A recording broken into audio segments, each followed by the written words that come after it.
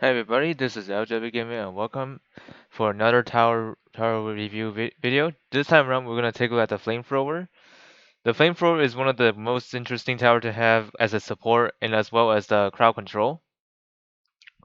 So let's get into the stats and see what this tower brings you to the table. So here are the stats. This tower costs around 750 cash to deploy, and it does a fire splash damage, like I mentioned, and yes, indeed, like the flamethrower does catches the enemies on fire, which is very useful for extra damage and as well as slowing them down with the fire.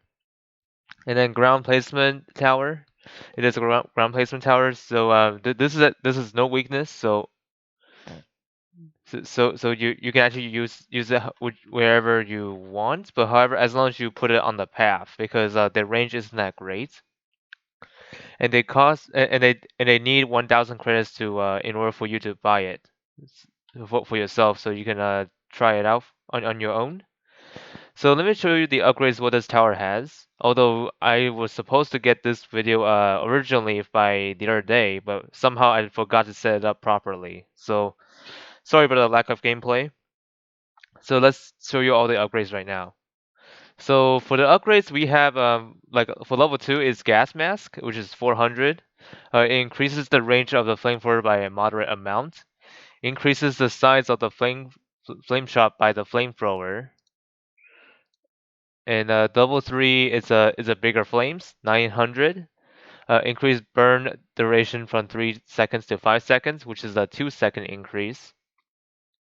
And increase the size of the flame shot by the flamethrower even more, which is a big deal. And then the Pyro, which is level 4, which it costs 1,600. It increases the range of the flamethrower, increases the size of the flame shot by the flamethrower. It also increases the tick damage of the burn status from 1 to 4. Changes the burn color from orange yellow to yellow green. Keep in mind the color it doesn't matter now because for the fact that we're on a different animation. So basically, the pyro in the past is supposed to look like it's like green and yellow green color flame, but this time around it's just the orange. So ignore the color change because that one is like back then. Just so you know. And then level 5, a world on fire, which costs 8,500. Increase the range of the flamethrower, giving roughly the range of a level 3 soldier. Increase the size of the flame shot by the flamethrower. Increase the damage of the actual flame effect from 4 to 8. Increase burn duration from 5 seconds to 9 seconds, which is a 4-second increase. Get the flamethrower dual wheel flamethrowers and change the burn color from yellow green to yellow blue. And again, the color change doesn't really matter because that's from the previous version. This time around, it's just orange or yellow, whichever you call it. And I'm pretty sure the max flamethrower still wields dual wheels, so that one still applies, I think. So let me show you what pro and con for this tower. Yes, of course there are some weaknesses for every tower, so just bear that in mind. So here are the pros and cons. The flame slows down zombies, which is a plus. Crowd control, another thing, can stall the void long enough for the other defenses, which I believe it kind of works still, but I don't know. Like some bosses, they're nowadays are immune to flames effect, which is kind of strange. But I mean, it is what they made by. I mean, it is what it is. And then the cons for this tower is that it doesn't do much damage for low levels, and also not great against bosses, of course. But however, they are great.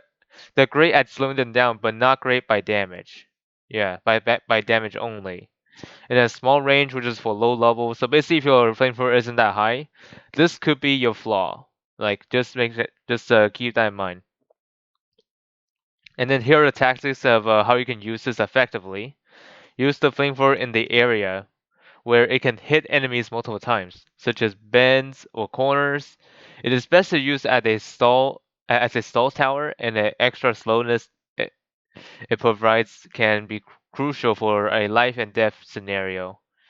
The flamethrower is great at slowing boss 3, lightning, boss 4, and other faster zombies, such as speed is very high. More of their speed will be lost when being slowed, which is very true because this is very effective against fast enemies, such as the speedies.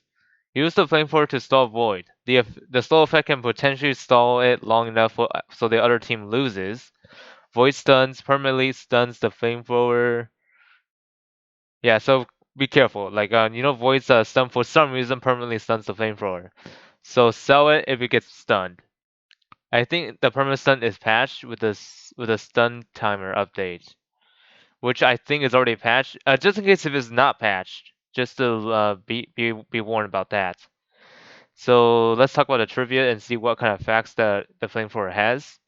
The flamethrower has fire particle effects while dragging it before placing, which is true because the previous version we did see that.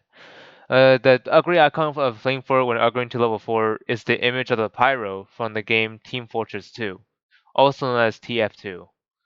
There was a bug in which the flames from the flamethrower affected enemies indefinitely if the player sells it while it is flaming an enemy. This bug was patched on the update on 18th of September 2018.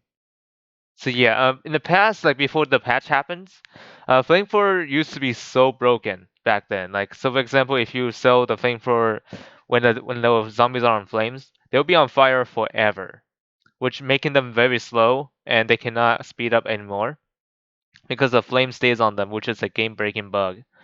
But however, since as of right now, this doesn't happen anymore, so everything is fairly balanced. So anyways, hope you all find this video helpful and see y'all later.